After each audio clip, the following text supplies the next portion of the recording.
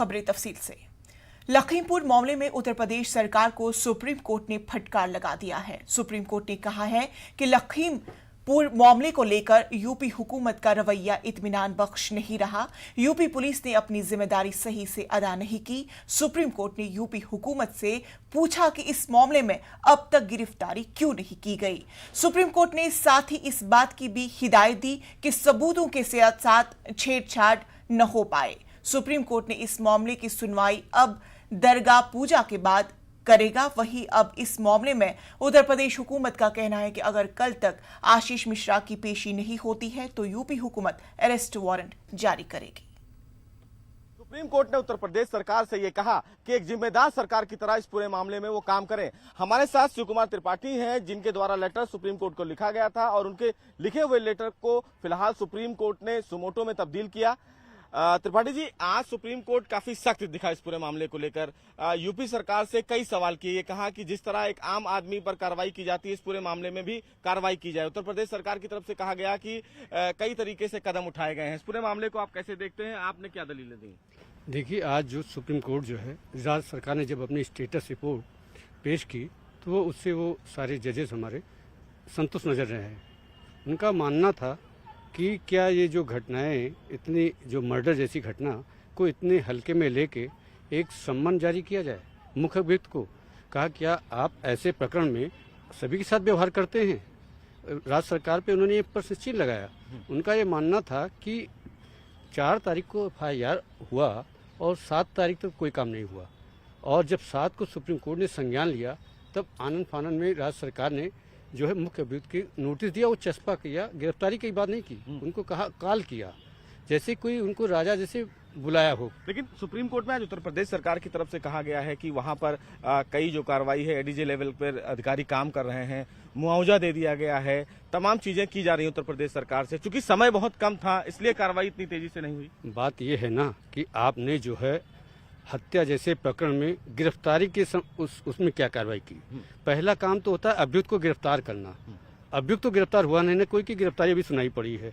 तो जिसको देखते हुए सुप्रीम कोर्ट ने पूछा, मुआवजा ये है वो तो अलग है, और मुआवजा कोई मायने थोड़ी नहीं रखता, मुआवजा तो बाद की बात आती है। पहले तो उस परिवार की पीड़ा को हटना चाहिए कि अगर मुख्य अभियुक्त पकड़ जाता तो शायद उनके घर में खुशी होती।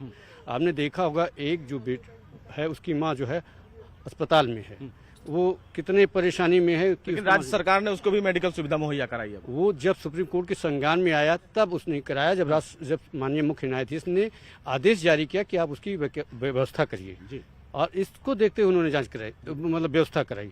अगर वो पहले से इतने संवेदनशील नहीं थे। ठीक है, तो अब 20 अक्टूबर को इस पूरे मामले की सुनवाई की जाएगी। क्या लगता है कि क्या आने वाला जो स्टेटस रिपोर्ट होगा उससे आप भी संतुष्ट होंगे? देखिए, अगर राज्य सरकार कार्रवाई करती है तो हमें संतुष्ट होना पड़ेगा और संतुष्ट होना भी चाहिए। लेकिन अगर कोई कार्रवाई नहीं करती है तो मुझे लगता है माननीय मुख्य न्यायाधीश जी कोई नया कदम उठाएंगे। ठीक है, तो साफ तौर से सुप्रीम कोर्ट इस पूरे मामले को लेकर अब 20 अक्टूबर को सुनवाई करेगा। सबसे महत्वपूर्ण बात कि सुप्रीम कोर्ट ने उत्तर प्रदेश सरकार के डीजीपी से यह कहा है कि इस पूरे प्रकरण से जुड़े हुए जो साक्ष्य हैं और सबूत हैं उनको फिलहाल अपनी सुरक्षा में, अपनी निगरानी में सील करें। हालांकि सुप्रीम कोर्ट ने यह भी संकेत दिया है कि इस पूरे मामले को लेकर उसके द्वारा भी कोई कमेटी का गठन किया जा सकता है। लेकिन उत्तर प्रदेश सरकार ने आज सुप्रीम कोर्ट में यह बताया है कि उन्होंने एक हाईकोर्ट के पूर्व जस्टिस के निगरानी में कमेटी का गठन किया है जो इस पूरे मामले की जांच करेगी। हालांकि देखना बेहद अहम होगा कि 20 अक्टूबर को जब सुप्रीम कोर्ट इस पूरे मामले की सुनवाई करेगी तो उत्तर प्रदेश सरकार की तरफ से इस केस से संबंधित और क्या चीजें और क्या प्रोग्रेस रिपोर्ट दाखिल की जाती है। कैमरामैन योगेंद्र के साथ सुशील पांडे, न्यूज़ 18 दिल्ली। आशीष मिश्रा पूछताछ के लिए पुलिस के सामने पेश नहीं हुआ। नोटिस का इस पर कोई असर नहीं हुआ। सानहे के बाद मीडिया में बयान देने वाला आशीष मिश्रा बयान कलमबंद कराने के लिए पेश नहीं हुआ। पुलिस को इसकी तलाश है। ये हैरानकुन है। मीडिया में बयान देने वाले मिश्रा के गिरेबान तक पुलिस के हाथ अब तक क्यों नहीं पहुंच पाए। बहरहाल जराये के हवाले से यह खबर है कि आशीष नेपाल में छुपा हुआ है। जराये के मुताबिक अंकित दास की फॉर्च्यूनर कार में आशीष मिश्रा मौजूद था। अब तक आशीष के हादसे के मकाम पर होने की बातों की नफी की जा रही थी, वो खुद इसकी नफी कर रहा है। इधर दूसरी जानिब इस केस में 2 अफराद को गिरफ्तार भी किया गया। अब पुलिस को आशीष मिश्रा और अंकित की तलाश है। वहीं मरकजी वजीर अजय मिश्रा दिल्ली से लखनऊ पहुंचे। इस मौके पर मीडिया से बात करते हुए अजय मिश्रा ने कहा कि उनको मुल्क के कानून पर पूरा भरोसा है। अजय मिश्रा ने कहा कि मेरे बेटे आशीष मिश्रा को कल नोटिस मिला था, लेकिन उसकी सेहत ठीक नहीं है, इसलिए वो आज पेश नहीं हो सका। अजय मिश्रा ने कहा कि कल मेरा बेटा जांच एजेंसी के पास पेश होकर अपनी बात रखेगा। ऐसा है कि देखिए, मुझे कानून व्यवस्था पर पूरा भरोसा है। मेरे बेटे ने कल उनको नोटिस मिला था, आज कल उनका स्वास्थ्य कुछ गड़बड़ था।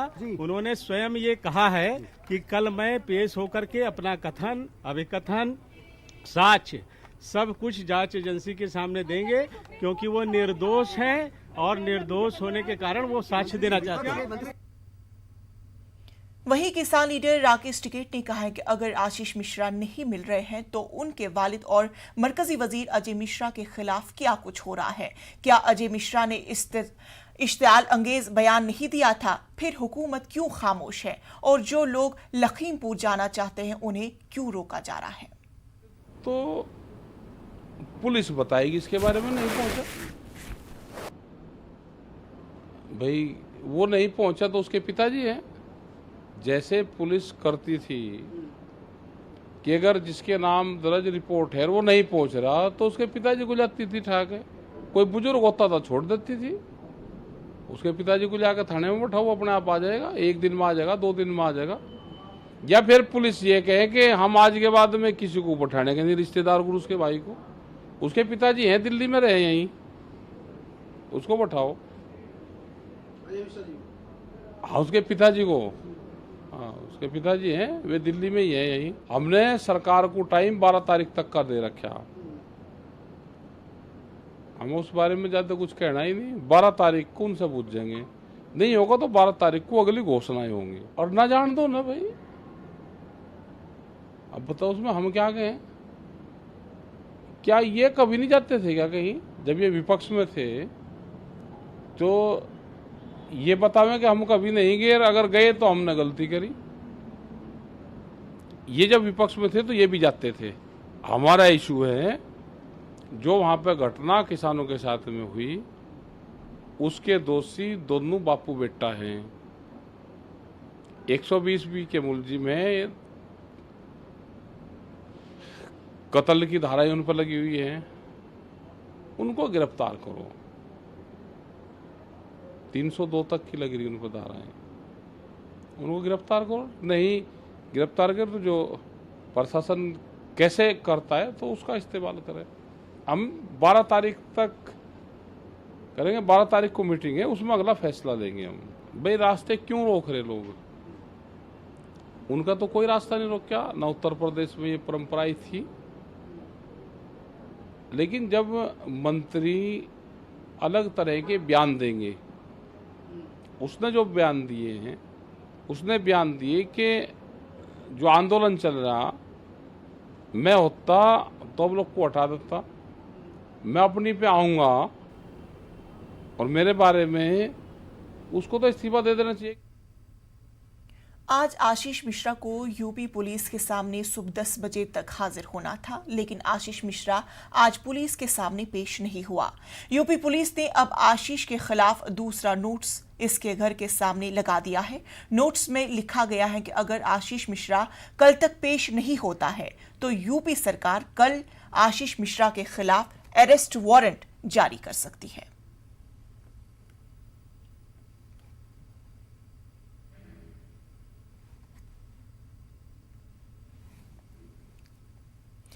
कश्मीर की सूरत हाल पर वजीर आला योगी आदित्यनाथ ने कहा कि मुल्क 90 की दिहाई को पीछे छोड़ आया है।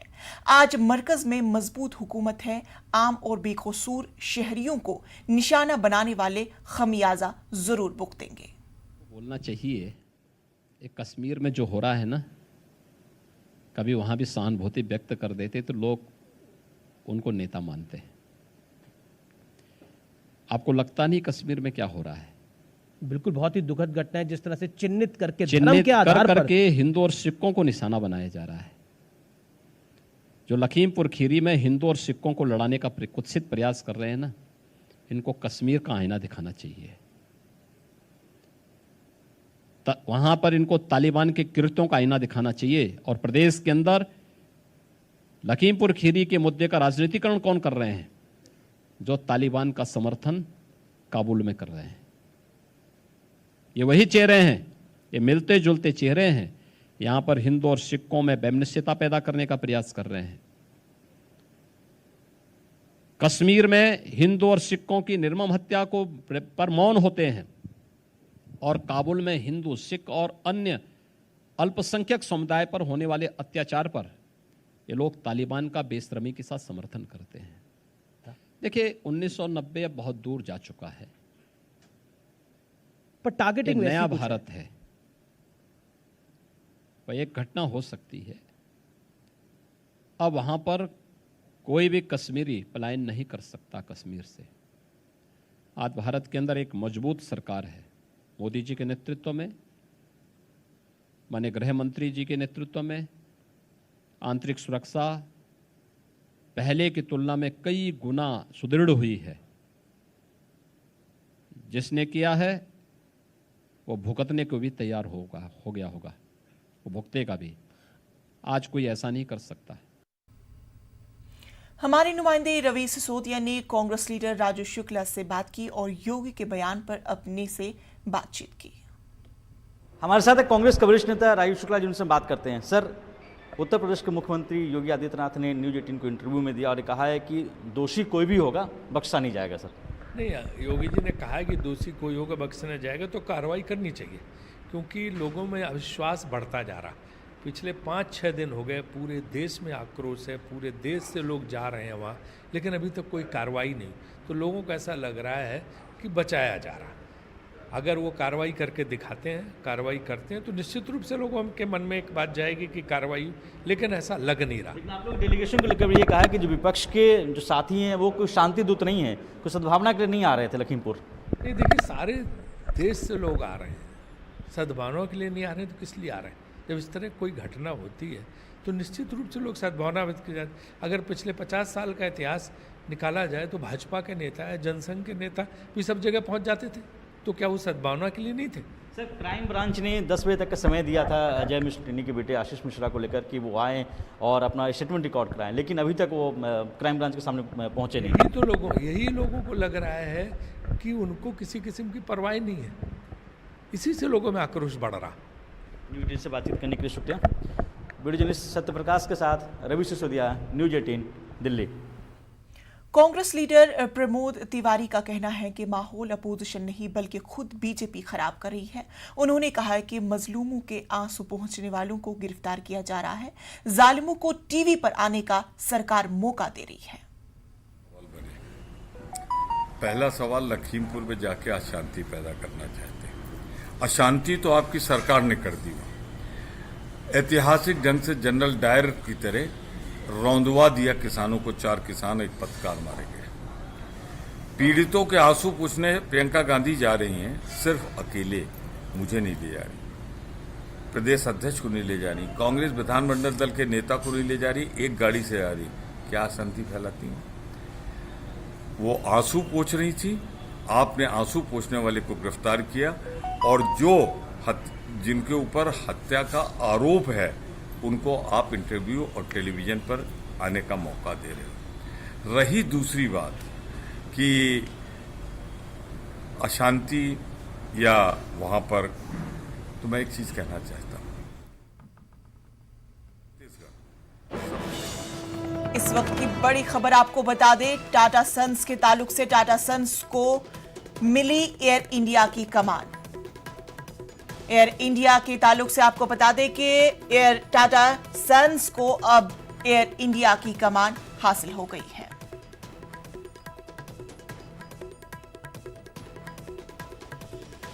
टाटा सन्स के ताल्लुक से इस वक्त की बड़ी खबर से आपको रूबरू करा दे कि टाटा सन्स को एयर इंडिया की कमान हासिल हो गई है। टाटा सन्स ने लगाई थी बोली, जिसके बाद एयर इंडिया को उसकी कमान हासिल हुई।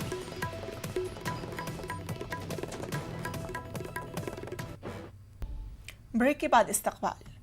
जिंदगी के हर शोबे में खवातीन मर्दों के शाना बशाना चल रही है। हर शोबे में खवातीन अपनी काबिलियत का लोहा मनवा रही है।